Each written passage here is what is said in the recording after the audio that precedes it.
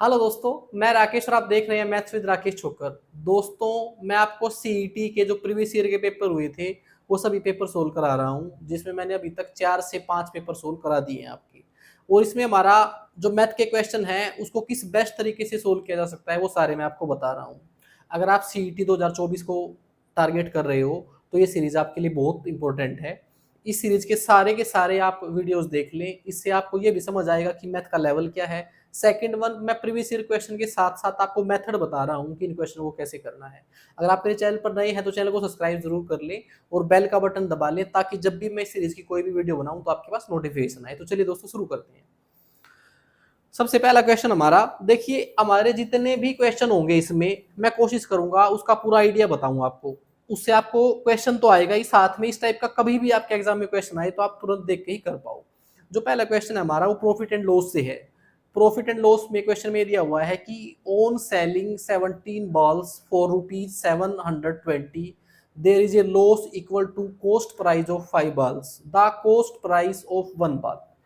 आपको cost price निकालना है, क्रय मूल्य निकालना है, और ये बोला गया है कि 17 गेंद बेची गई हैं 720 रुपए में, और जिसकी वजह से 5 गेंदों के बराबर की हानि हुई है।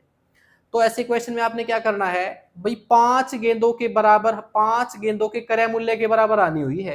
तो मैं अपनी तरफ से क्रय मूल्य मान लेता हूं। मैंने एक गेंद का क्रय मूल्य मान लिया x रुपए। अगर एक गेंद का क्रय मूल्य x है तो 17 गेंद का कितना होगा? 17x होगा। और 5 गेंद का कितना होगा? 5x होगा। ये बात आपको समझ आ गई होगी। मैंने एक गेंद का क्रय मूल्य x मान लिया तो 17 गेंद का 17x होगा और 5 गेंद का 5x होगा। 17 गेंदों को बेचा गया था 720 रुपए में। 17 गेंदों का जो SP है वो 720 रुपए है, और 720 रुपए में बेचने पर 17 गेंद 5 गेंदों के क्रय मूल्य के बराबर आनी हुई है, और 5 गेंदों का क्रय मूल्य है 5x, इतनी आनी हुई है। अब हम हानि कैसे निकालते हैं? हानि निकालते हैं क्रय मूल्य माइनस विक्रय मूल्य। 17 गेंदों का क्रय मूल्य तो था 17x और उनका विक्रय मूल्य था 720, और इस तरीके से जो हानि हुई है वो 5x हुई है। बस हमने एक इक्वेशन बना ली। अब यहाँ से x की वैल्यू निकालनी है। ये 720 उधर जाएगा तो प्लस का हो जाएगा, ये 5x इधर आएगा तो माइनस का हो जाएगा। 17x में से 5x घटेंगे तो 12x आ जाएगा, और 12 से इसको भाग कर देंगे, 12 6 72। आपकी x की वैल्यू जो है वो 60 आ जाएगी।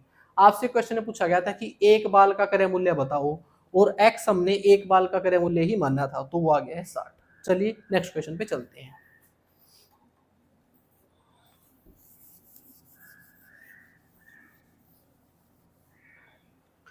अगला क्वेश्चन हमारा, एक इक्वेशन दी हुई है, मैं इसको लिख रहा हूं, एक बार देखें आप। ये है आपका 45 minus bracket 28 minus bracket 37 minus छोटी ब्रैकेट 15 माइनस x बराबर है 58। ये दिया हुआ है भाई, और आपसे x की वैल्यू पूछी गई है। बस इसी इक्वेशन को ही सोल्व करना है। अगर आपने बोर्ड मास पढ़ रखा है तो पता होगा आपको, सबसे पहले हमने सबसे छोटी ब्रैकेट सोल्व करनी पड़ेगी, फिर उससे बड़ी, और फिर सबसे बड़ी। अब सबसे छोटी ब्रैकेट है ये, ब्रैकेट के बाहर है माइनस। अगर ब्रैकेट के बाहर माइनस होता है तो अंदर के सिंबल चेंज हो जाते हैं। ये हो जाएगा 37, 15 प्लस का था माइनस का हो जाएगा, x माइनस का था तो प्लस का हो जाएगा। ये हमने पहली ब्रैकेट खोल दी। अब इसको हल कर लेते हैं। 37 जमा का है, 15 घटा का है, तो इसमें से इसको घटा देंगे। ये हो जाएगा हमारा 7 में से 5 गए 2, 3 में से 1 गया 2, x ऐसे कैसे। अब ये हल हो गया है भाई, और इसके बाद ये बड़ी ब्रैकेट है ऐसे। ठीक है, बहुत सुंदर बन गया ब्रैकेट। चलिए आप समझ लोगे, ठीक है। अब ये बाहर है 28 माइनस, 28 माइनस।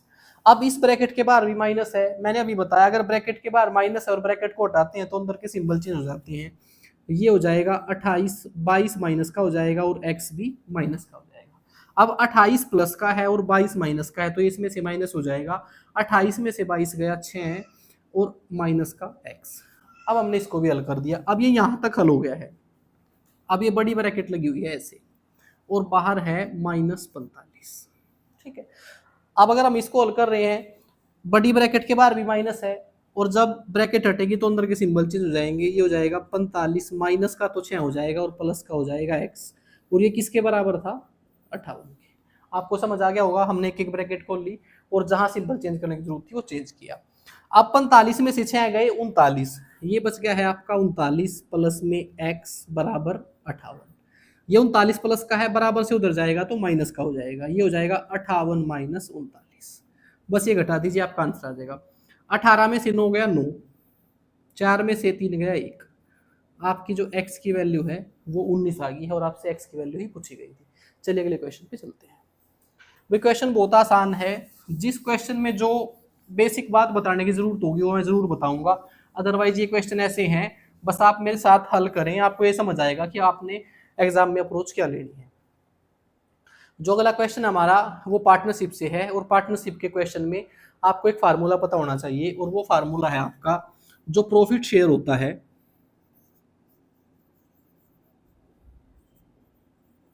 वो बराबर होता है कैपिटल मल्टीपल टाइम। किसी को कितना प्रॉफिट मिलेगा ये इस बात पे डिपेंड करता है उसने कितना पैसा लगाया और कितने समय के लिए लगाया। अब क्वेश्चन में दिया हुआ है A and B started a business by investing ₹22,500 and 35,000 respectively out of a total profit of ₹27,600 B share. आपने बी का शेयर निकालना है। देखिए, जब क्वेश्चन में समय का जिक्र नहीं होता तो हम ये मान के चलेंगे कि दोनों ने बराबर समय के लिए पैसा लगाया है और वहां पर समय की कोई वैल्यू नहीं है। यहां पर अगर दोनों का समय बराबर है तो आप ये मान के चलेंगे कि जिस रेशो में वो कैपिटल लेके आए थे, जिस रेशो में उन्होंने पैसे लगाए हैं, इसी रेशो में आपका प्रॉफिट बढ़ जाएगा।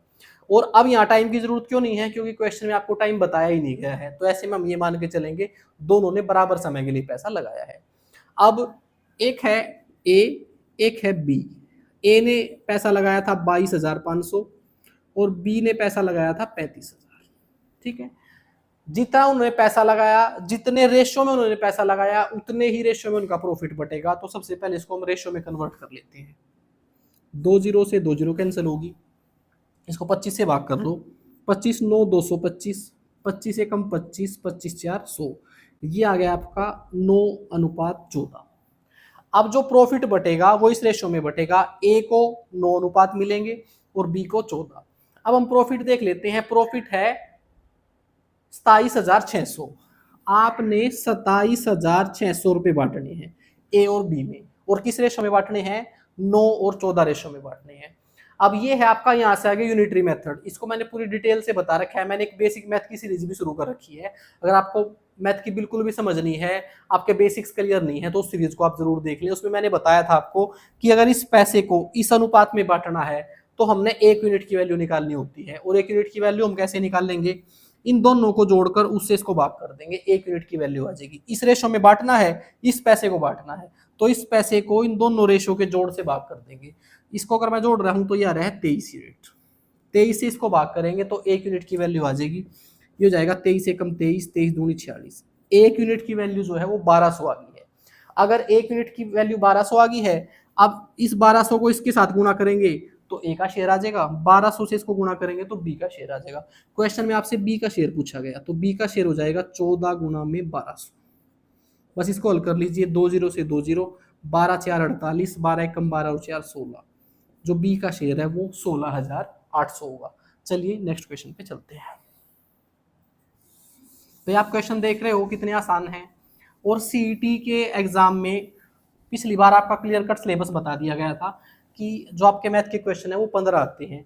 तो इतने आसान क्वेश्चन अगर आपके एग्जाम में आते हैं तो थोड़ा सा मैथ पढ़ के ही आप पूरे के पूरे नंबर स्कोर कर सकते हो। अगला क्वेश्चन है, x divide by y equal to 1/3 then find the value of x square plus y square divide by x square minus y square.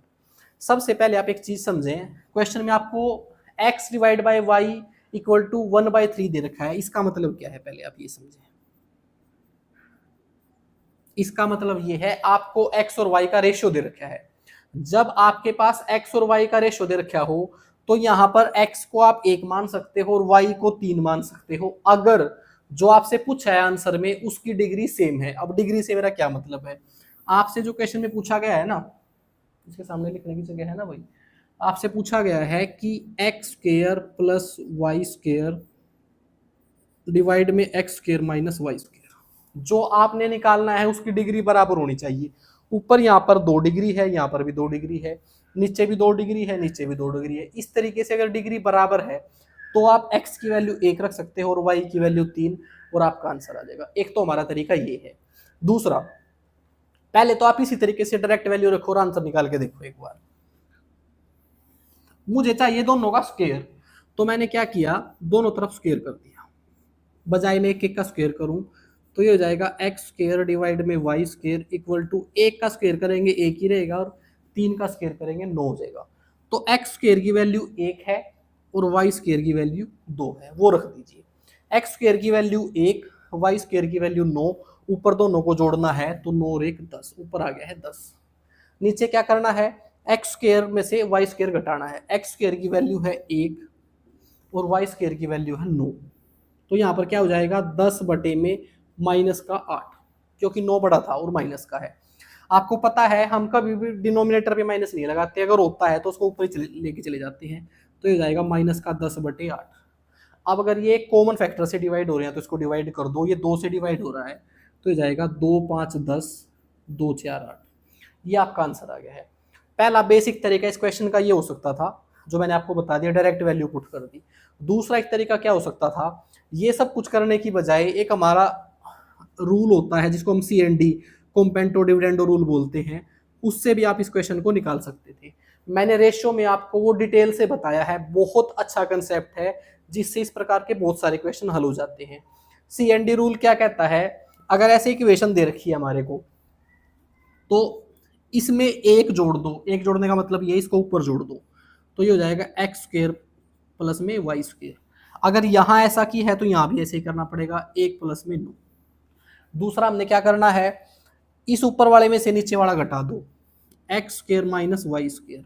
ऐसा ही सेम यहाँ पे कर दो, 1 माइनस 9, तो भी आपका आंसर आ गया है। ये तो आपसे पूछा ही गया था, इसको आप सोल्व करोगे फिर ये आ जाएगा। ये इसके दो तरीके थे, दोनों मैंने आपको बता दिए हैं। चलिए नेक्स्ट क्वेश्चन पे चलते हैं।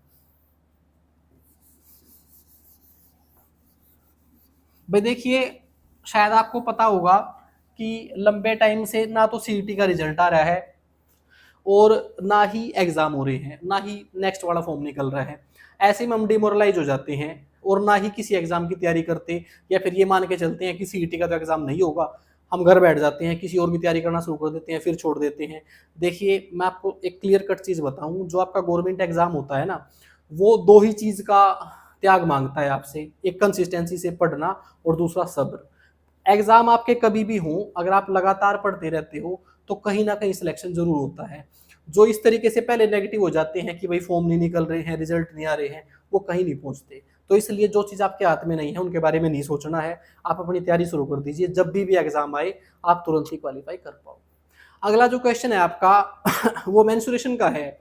If the length of the diagonal and the area of rectangle are 25 centimetre 25 metre and 168 square metre respectively, then the longer side of the rectangle.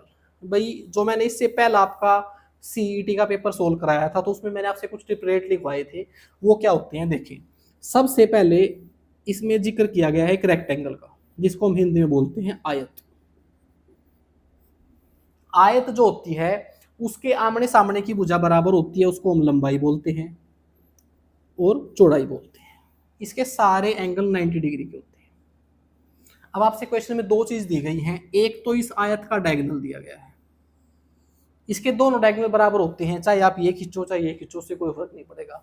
ये डायगोनल की लंबाई आपकी 25 मीटर बता रखी है, ठीक है। दूसरा इसका एरिया, इसका एरिया जो है वो 168 स्क्वायर मीटर दे रखा है और आपसे पूछा गया इसकी लंबी भुजा बताओ। अगर ये ना भी दे रखा होता तो भी आप निकाल लेते, अगर आपको ट्रिपलेट का पता हो। ट्रिपलेट क्या होती है आपको पता है, जो आपकी 90 डिग्री की ट्रायंगल होती है जिसको हम राइट एंगल ट्रायंगल बोलते हैं, समलंब द्विभाजित त्रिभुज बोलते हैं, उसमें पाइथागोरस थ्योरम लगती है और पाइथागोरस थ्योरम से कुछ फिक्स तरीके की साइड्स निकल के आती हैं जो कभी चेंज नहीं होती। अब अगर ये 25 है और आपको ट्रिपलेट याद है तो इसकी दो भुजाएं हैं, ये आएंगी 7 और 24। ये कहां से पता चला, क्योंकि 7 और 24 के जब वर्ग को करके जोड़ेंगे तभी ही 25 का वर्ग आएगा। पाइथागोरस थ्योरम क्या कहती है कि जो लंबी भुजा का वर्ग होता है ना, वो बराबर होता है दोनों छोटी भुजाओं के वर्ग के जोड़ के। बस अब मुझे पता है अगर ये 25 है और मुझे वो सारी ट्रिपलेट याद है तो सोल्व भी करने की जरूरत नहीं है। मुझे पता है इसकी एक भुजा 7 है और एक भुजा 24 है, और आपसे लंबी भुजा पूछी थी तो लंबी भुजा इसमें 24 और आपका 24 मीटर आंसर आ जाएगा। अब ये ट्रिपलेट आपको याद होनी चाहिए। अगर आपने पिछली वीडियो नहीं देखी है तो मैं कुछ लिख रहा हूँ, ये आपको याद रहनी चाहिए। एक है आपका 3 4 5, एक है 6 8 10, एक है 7 15 सॉरी 8 15 17, एक है आपका 7 24 25, एक है आपका 10 24 25, एक है आपका 5 12 13।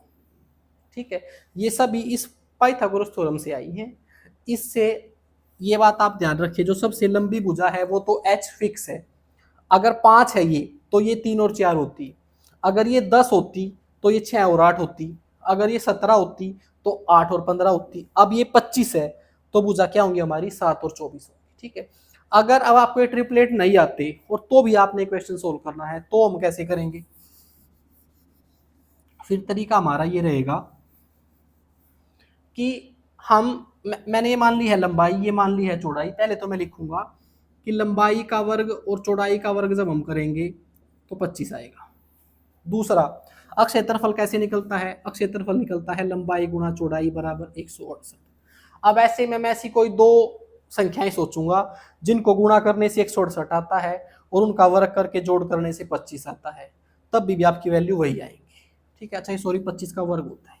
ठीक है, अब इसको डिटेल से निकालने की जरूरत नहीं है जब मैंने आपको तरीका बता दिया है। चलिए नेक्स्ट क्वेश्चन पे चलते हैं।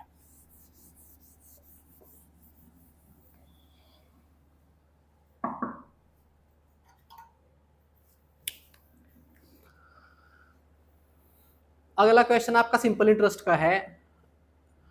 Eight what rate of simple interest will a sum money doubles itself in 12 year?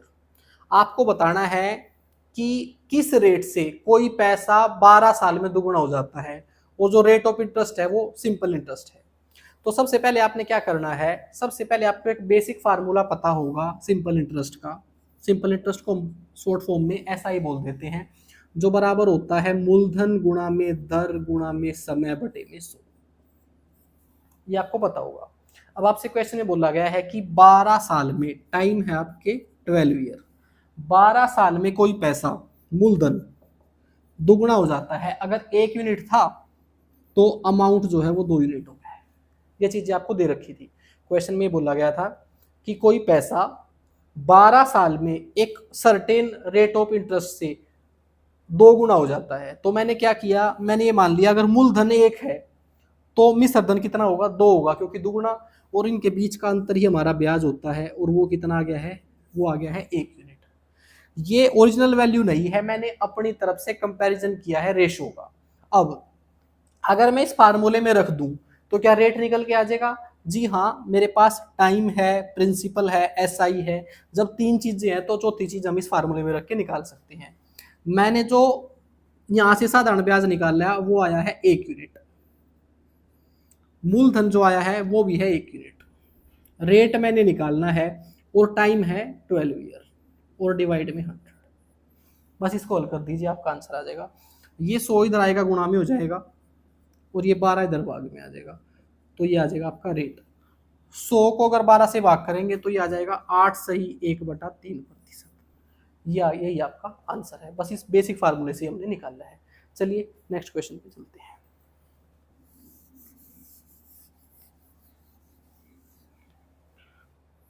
अगला क्वेश्चन है हमारा, Arun buys a pair of skates at a sale where the discount given is 20%। भाई जो वो पहिए वाले जूते होते हैं वो खरीदे गए हैं और 20% का डिस्काउंट मिला है। If the amount he page is ₹16, जो 20% डिस्काउंट के बाद जो उसने पैसा पे किया है वो 1600 है। Then which of the following the market price of the pair of skates? आपको ये बताना है कि मार्केट प्राइस क्या है।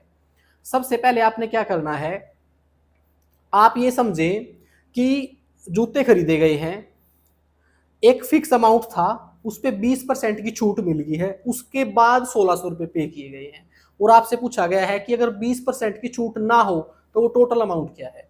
तो ऐसे में हम क्या कर सकते हैं, हमने ये मान लिया कि पहले जो प्राइस था एमआरपी या अंकित मूल्य वो 100% था, फिर हमने इसमें 20% की छूट दे दी। अगर 100% में मैंने 20% की छूट दे दी तो अब जो अमाउंट बच गया है वो कितने परसेंट बच गया है, ये आपको क्लियर कट नजर आ रहा है, 80% बच गया है। भाई 100% में 20% की छूट दे दी तो 80% बच गया है, उसने 80% पे किया, और इस 80% की वैल्यू क्वेश्चन में 1600 रुपये दे रखी है।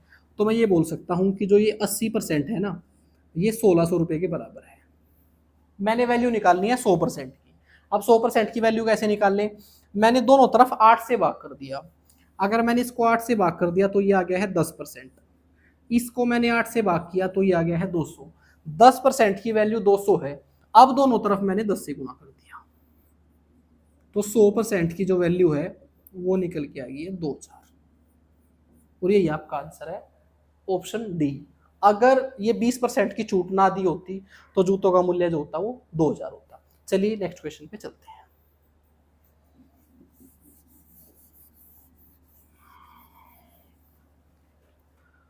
अगला क्वेश्चन है the cost of type 1 rice is ₹15 पर KG.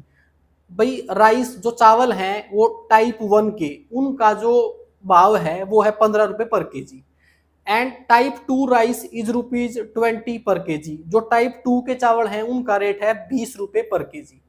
If rice of both type are mixed in the ratio 2:3, type 1 और टाइप 2 दोनों चावल को मिक्स कर दिया है और किस रेशियो में किया है, 2:3 में, then the cost price of per KG of the mixed variety of rice. आपने ये बताना है कि मिलाने के बाद जो चावल मिक्स हो गए हैं उनका पर केजी क्या रेट है। देखिए इस प्रकार के क्वेश्चन में हमने क्या करना है, जो रेशियो दिया हुआ है ना उसी को ओरिजिनल वैल्यू मान लो और अपने क्वेश्चन को हल कीजिए। मेरे पास दो टाइप के चावल हैं, एक है टाइप 1 और एक है टाइप 2। टाइप 1 का जो भाव है वो है 15 रुपए पर केजी, ₹15 पर केजी। दूसरा है ₹20 पर केजी। ठीक है, और इनको किस रेशो में मिलाया गया था, 2:3 में। अब आपने क्या करना है, इस अनुपात को ओरिजिनल वैल्यू मान लो 1 मिनट के लिए। मैंने ये मान लिया टाइप 1 के चावल थे 2 केजी और टाइप 2 के थे 3 केजी, तो यहां से कुल पैसे कितने आते हैं मैं वो चेक करता हूं। अगर टाइप 1 चावल का भाव तो था 15 रुपए पर केजी और वो मिलाए हैं 2 केजी, तो कितने रुपए के मिल गए हैं, 15 दूनी 30 रुपए के, प्लस जो टाइप 2 जिनका भाव 20 रुपए पर केजी था वो 3 केजी मिलाए हैं, 1 केजी का भाव 20 है तो 3 केजी का कितना हो जाएगा, 20 3 60। इस तरीके से मुझे पता चला जो दोनों चावल मिलाए हैं वो कुल 90 रुपए के हैं। टोटल चावल 90 रुपए के हैं, मैंने 1 किलो का भाव बताना है। ये कितने किलो हैं, इसमें टाइप 1 के 2 किलो हैं और टाइप 2 के 3 किलो हैं, यानी कि ये 5 किलो का भाव है। अगर मैं इसको 5 से भाग कर देता हूं तो 1 किलो का भाव आ जाएगा, ये आ जाएगा 18 पंजे 90। जो अब मिक्स चावल हुए हैं वो 18 रुपए पर केजी है, कुछ नहीं है, बस रेशियो को ओरिजिनल वैल्यू मान के निकालना है। चलिए नेक्स्ट क्वेश्चन पे चलते हैं।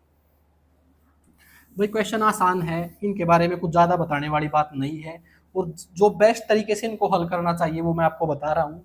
बस आप कॉपी पेन लेके बैठें और एक बार खुद से क्वेश्चन को हल करने की जरूर कोशिश करें। क्वेश्चन में दिया हुआ है if under root 1 + 25 divide by 144 is equal to 1 + x/12। कुछ नहीं है, बस एक इक्वेशन को हल करना है। अब आप उसको किस तरीके से हल करते हो ये आपके ऊपर डिपेंड करता है। क्वेश्चन में दिया हुआ है कि 1 प्लस में 25 बटे में 144 बराबर है 1 प्लस में x बटे में 12, ये दिया हुआ है। अब हमने पढ़ा है अगर एक तरफ रूट दे रखा है दूसरी तरफ रूट नहीं है तो इस रूट को हल करने का तरीका ये है, मैं दोनों तरफ वर्क कर देता हूँ। जैसे आप इसका वर्क करोगे ये क्वेश्चन और लंबा हो जाएगा। ऐसा क्यों, क्योंकि यहाँ पर दो वैल्यू हैं, इनका वर्क करोगे तो a + b का फार्मूला लग जाएगा और क्वेश्चन हमारा लंबा हो जाएगा। लेकिन अगर मैं यहाँ पर एलसीएम ले लेता हूँ तो क्वेश्चन आपका आसान हो जाएगा। मैंने एलसीएम लिया, ये आ गया 144, ये हो जाएगा 144 एकम 144 + 25, ये हो जाएगा 169। जब मैंने इन दोनों को हल किया तो ये आ गया है 169/144 और इसके ऊपर रूट लगा हुआ है बराबर वो ऐसे कैसे। या फिर आप यहाँ पर भी एलसीएम ले लीजिए एक बार। मैंने यहाँ पर एलसीएम लिया, वो आ गया है 12, तो 12 एकम 12 प्लस एक्स। मैंने कुछ नहीं किया, यहाँ पर एलसीएम लेके स्क्रॉल कर लिया, यहाँ पर एलसीएम लेके स्क्रॉल कर लिया। अगर आप यहाँ पर रूट के अंदर देख रहे हो जो दोनों वैल्यू है दोनों परफेक्ट स्क्वायर नंबर है। अगर मैं 169 का वर्गमूल करता हूं तो वो आ जाएगा 13 और 144 का करता हूं तो आ जाएगा 12। भाई देखो, अगर आप मैथ को प्रिपेयर कर रहे हो तो मैं ये मान के चलूंगा कि आपको कम से कम 20 तक के वर्ग याद हैं और आपको पता होगा जो 169 है वो 13 का वर्ग है और इसके ऊपर अगर वर्गमूल लगा हुआ है तो 13 बार आएगा। 144 12 का वर्ग है, अगर ये वर्गमूल से 12 आएगा तो 12 आएगा। उधर आपका ये ऐसे कैसे लिख लीजिए, 12 प्लस में एक्स बटे में 12, 12 से 12 कैंसिल हो गया, ठीक है। ये 12 जो है इधर आके माइनस हो गया, 13 में से 12 गया 1, जो आपका एक्स है उसकी वैल्यू 1 आ गई है। चलिए अगले क्वेश्चन पे चलते हैं।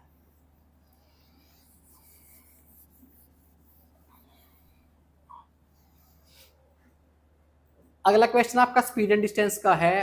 अ truck covers a distance of 550 metre per minute. भाई 550 मीटर की दूरी तय करता है 1 मिनट में एक ट्रक। वेयर एज अ बस covers a distance of 33 kilometre in 45 minutes. जबकि एक दूसरी बस है जो 33 किलोमीटर की दूरी जो है वो 45 मिनट में तय करती है। The ratio of speed of the truck to the speed of the bus. आपने रेशियो बताना है ट्रक की स्पीड का किसके साथ, बस की स्पीड के साथ। सबसे पहले आपने स्पीड निकालनी है अपनी तरफ से खुद से। क्वेश्चन में ये दिया गया है जो ट्रक है, मैं इसको टी से डिनोट कर रहा हूं, वो 550 मीटर की दूरी जो है वो 1 मिनट में तय करता है। दूसरी तरफ बस है जो 33 किलोमीटर की दूरी 45 मिनट में तय करती है। आपसे इन दोनों की स्पीड का रेशियो पूछा गया है, तो सबसे पहले तो हमें स्पीड निकालनी पड़ेगी ना, रेशियो तो बाद में करेंगे।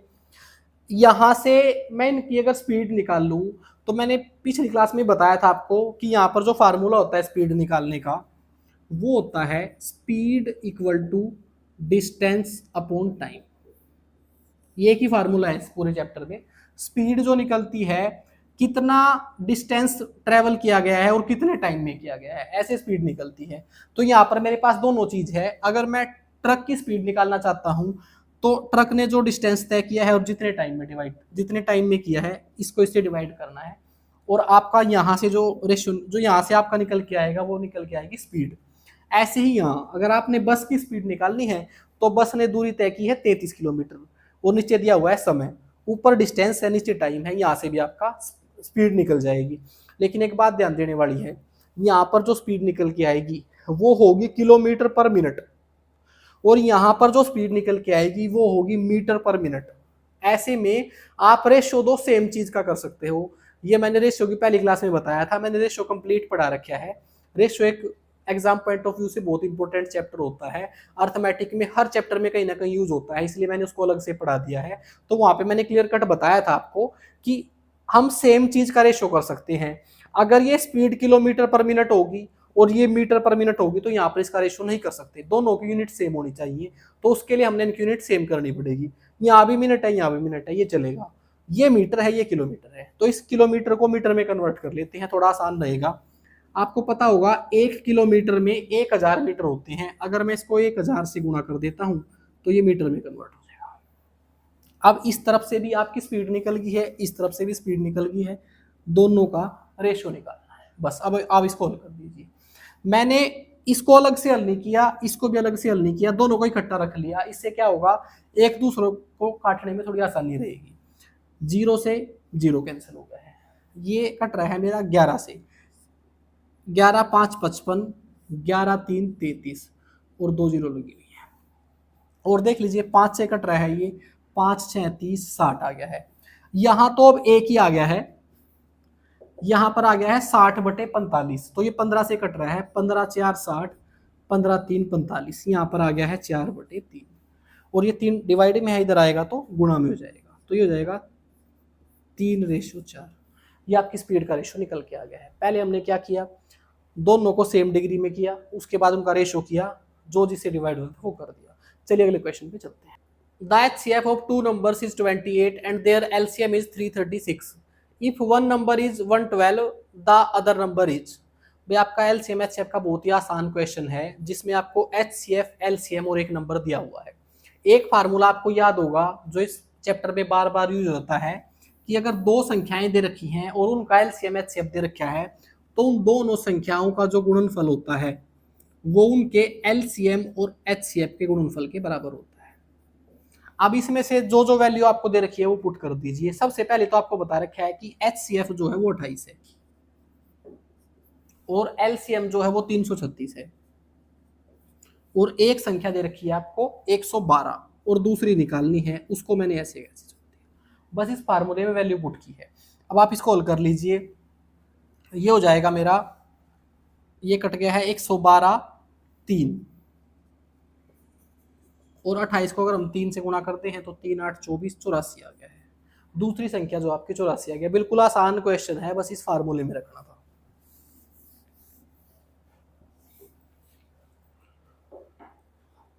अगला क्वेश्चन हमारा, two numbers are in the ratio 2:3 if the sum is 125 the numbers are. कुछ नहीं है, इस रेशियो में इस 125 को बांटना है, बस आप ये समझिए दो नंबर हैं जिनका रेशियो है 2:3, ठीक है, और इन दोनों का सम जो है वो 125 है, ठीक है।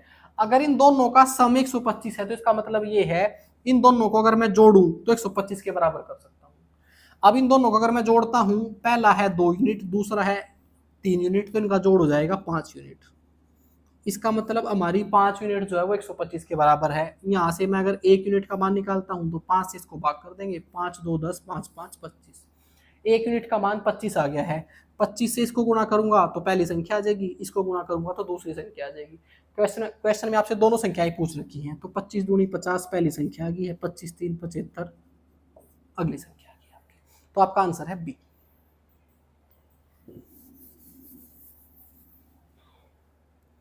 अगला क्वेश्चन है आपका, the greatest number which divides the greatest 3 digit number and the greatest 4 digit numbers exactly.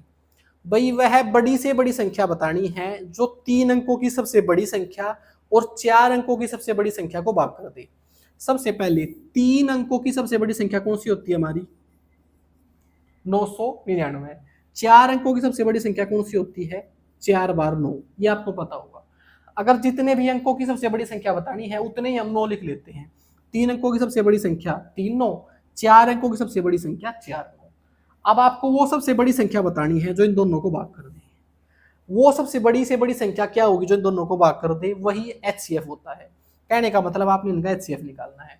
अब दो संख्याओं का HCF निकालने का तरीका क्या होता है? इन दोनों संख्याओं का HCF जो है या तो इनका डिफरेंस होता है या फिर डिफरेंस का कोई फैक्टर होता है। अब दोबारा फिर मैं आपको एक चीज बता रहा हूं, LCM HCF मैंने पूरा पढ़ा रखा है। अगर ये डिफरेंस इनका HCF क्यों होगा तो आपको वो वीडियोस देखनी पड़ेंगी, इसमें मैं बहुत डिटेल से नहीं बताऊंगा, लेकिन यहाँ पर सिर्फ आपको इतना पता होना चाहिए, अगर आपको वो बड़ी से बड़ी संख्या बतानी है जो इन दोनों को भाग कर दे तो वो इनका HCF है, और HCF निकलता है या तो इनका डिफरेंस से या डिफरेंस का कोई फैक्टर। इसका अगर मैं डिफरेंस कर रहा हूं तो वो आ रहा है 9000। 9999 में से 999 घटाएंगे तो 9000 आ जाएगा। अब पहले तो मैं चेक करूंगा क्या 9,999 को पूरा भाग करेगा? नहीं करेगा, क्योंकि तो पहले इससे बड़ा भी है, तो आपने इसको आगे फैक्टराइज करना है। तो मैं इसको लिख सकता हूं 1000 गुणा में 9, ठीक है। अब 1000 तो इनको भाग नहीं कर रहा है, लेकिन अगर मैं 9 को देख रहा हूं तो 9 इसको भी भाग कर रहा है और इसको भी भाग कर रहा है। तो यहां से मुझे पता चला वो बड़ी से बड़ी संख्या 9 है जो इसको भी भाग करेगी और इसको भाग करेगी, इनका HCF भी है। तो आपका आंसर आ गया है सी। चलिए आगे चलते हैं।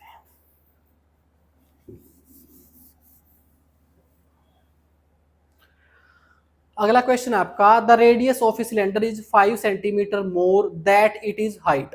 भाई जो आपका वो है बेलन है, सिलेंडर है, उसकी जो रेडियस है, त्रिज्या है, वो ऊंचाई से 5 सेंटीमीटर ज्यादा है। If the curved surface area of the cylinder is 792 square centimetre then the volume of cylinder. भाई आपको वक्र पृष्ठक क्षेत्रफल दे रखा है बेलन का 792 स्क्वायर सेंटीमीटर, और आपको वॉल्यूम निकालना है, आयतन निकालना है। देखिए सबसे पहले तो आप एक चीज समझें कि जो ये आपका बेलन है, इसमें दो ही चीजें होती हैं, एक तो जो ये वृत्त दिया हुआ है इसकी त्रिज्या होती है और एक इस बेलन की हाइट होती है। अब आपसे क्वेश्चन में बोला गया है कि जो त्रिज्या है वो हाइट से 5 ज्यादा है। अगर मैं हाइट को x मान लेता हूं तो त्रिज्या जो है वो इससे 5 ज्यादा है। ये बात आपको समझ आई। दूसरा, आपको वक्र पृष्ठ क्षेत्रफल दे रखा था, कर्व्ड एरिया दे रखा था, और पिछली क्लास में मैंने बताया भी था कि जो कर्व्ड एरिया है वो आपका निकलता है 2πr/h।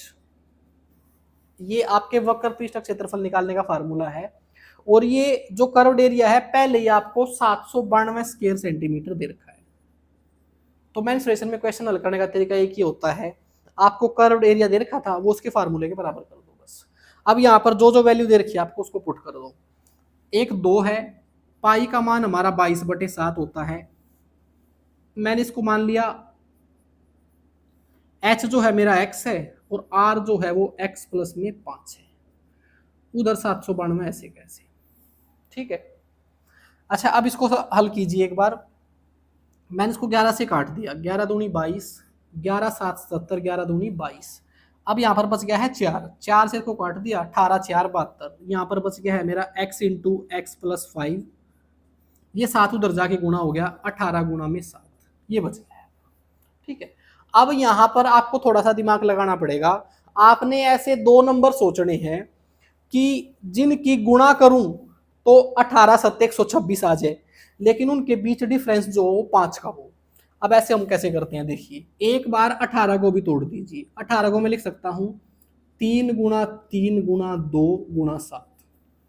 18 को मैंने तोड़ दिया, 3 तिया 9 दूनी 18 और गुणा में 7। अब इनमें से मैंने दो नंबर बनाने हैं कि जिनकी गुणा तो अब 126 ही रहेगी, क्यों, क्योंकि मैंने इनको ही तोड़ा है। बस मैंने ऐसे दो नंबर निकालने हैं जिनके बीच का डिफरेंस 5 हो। मैं पहले इनकी गुणा करके देखता हूं, 3 गुणा 3 9, 2 गुणा 7 14। अगर मैं इनकी गुणा करूंगा तो 14 नहीं, मैं 126 ही रहेगा। लेकिन अब अगर मैं इनका डिफरेंस कर रहा हूं तो 5 आ रहा है।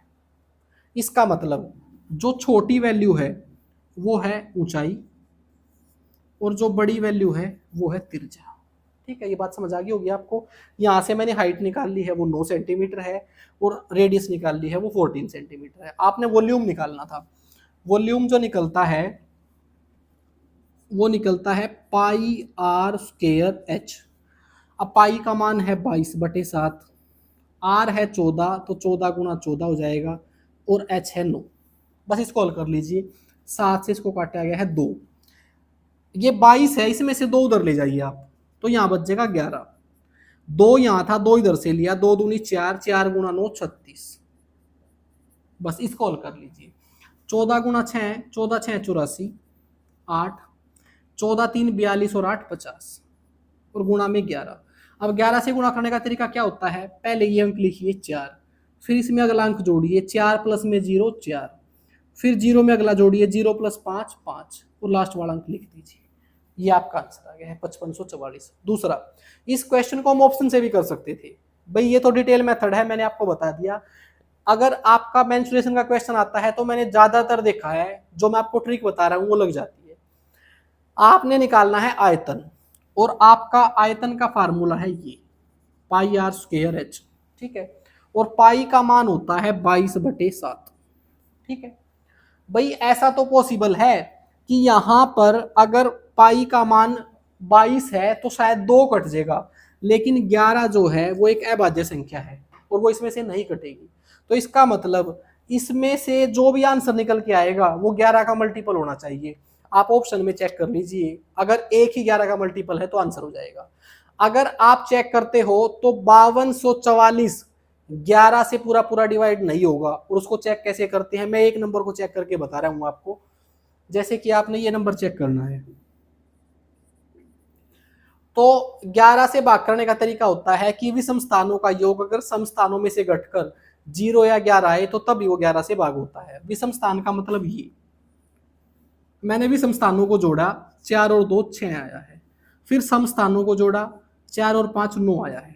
इनका डिफरेंस जो है वो या तो 0 आना चाहिए या फिर 11, तभी 11 से भाग होगा। लेकिन यहाँ पर ये 3 आ गया है, इसका मतलब 11 से भाग नहीं होगा। आप इस तरफ से चेक करोगे तो सिर्फ 5544 ही एक ऐसी संख्या है जो 11 से भाग हो रही है और वही आपका आंसर हो जाएगा, और ये सब कुछ करने की जरूरत आपको नहीं पड़ेगी। चलिए नेक्स्ट क्वेश्चन पे चलते हैं।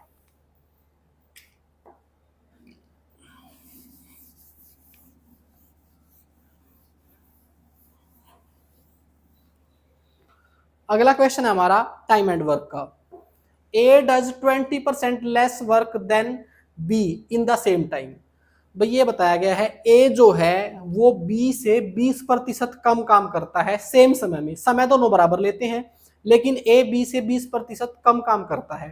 तो यहां से मुझे समझ आया कि बी जो है ना, ए जो है वो बी से 20% कम कुशल है। यहां पर हम उन दोनों की एफिशिएंसी निकाल सकते हैं, एक है ए और एक है बी। मैं ये मानूंगा अगर ए एक सीमित समय में 100% काम करता है तो जो ए है वो बी से 20% कम करता है, यानी कि 80% करता है। ये बात आप समझिए, क्वेश्चन में बोला गया है A does 20% less work than B.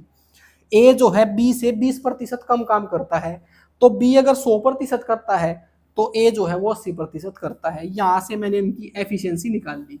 इसको रेशो में कन्वर्ट कर लीजिए, परसेंटेज से परसेंटेज कट गया है, 0 से 0, 2 से काट दिया, 2 4 8, 2 5 10, उनकी एफिशिएंसी का रेशो आ गया है। अब आपसे आगे पूछा गया है if A can complete a piece of work in 7:1/2 hours then B can do it in. A किसी काम को 7.5 घंटे में करता है तो बी कितने समय में करेगा। जब काम सेम है, जो काम ए ने किया था वही काम बी से कराना है, तो ऐसे में क्या होता है, जो उनकी एफिशिएंसी का समय होता है ना उसका उल्टा टाइम का रेशो होता है। अगर आपका एफिशिएंसी का रेशो 4:5 है तो इनके द्वारा लिए गए समय का अनुपात 5:4 हो जाएगा। ऐसा क्यों है, क्योंकि दोनों सेम काम कर रहे हैं। जो काम ए ने 7.5 घंटे में किया है वही काम बी से कराना है। जब काम कांस्टेंट होता है तो जो उनकी एफिशिएंसी का रेशो है उसका उल्टा टाइम का रेशो आ जाता है। इसका मतलब ए काम को करने में लेता है 5 यूनिट समय और बी काम को करने में लेता है 4 यूनिट समय। लेकिन क्वेश्चन में बोला गया है कि ए जो है ना वो 7.5 घंटे लेता है, इसका मतलब 5 यूनिट की वैल्यू जो है वो 7.5 घंटे है। इसको इन प्रॉपर फ्रैक्शन में कन्वर्ट करें अगर हम, तो 7 दूनी 14 और 1 15, 15/2 आ जाएगा भैया, इतने घंटे। 1 यूनिट का मान निकालना है तो ये 5 उधर जाके भाग होगा तो ये आ जाएगा 5 3 15, 3/2 आ जाएगा। आपने कितने यूनिट का मान निकालना है ये बताना है कि बी कितना समय लेगा। बी लेता है 4 यूनिट, तो 4 यूनिट का मान निकाल लेंगे, ये 4 इधर आके गुणा हो जाएगा, तो बी जो है वो 6 घंटे लेगा। चलिए नेक्स्ट क्वेश्चन पे चलते हैं। आपके सारे क्वेश्चन मैंने कंप्लीट करा दिए हैं। अगर आपको मेरा सेशन अच्छा लगा तो चैनल को लाइक जरूर करें, और दूसरा एक बार आप चैनल को सब्सक्राइब कर लें ताकि जब भी मैं कोई ऐसी नेक्स्ट वीडियो बनाऊं तो आपके पास नोटिफिकेशन आ जाए। थैंक यू दोस्तों।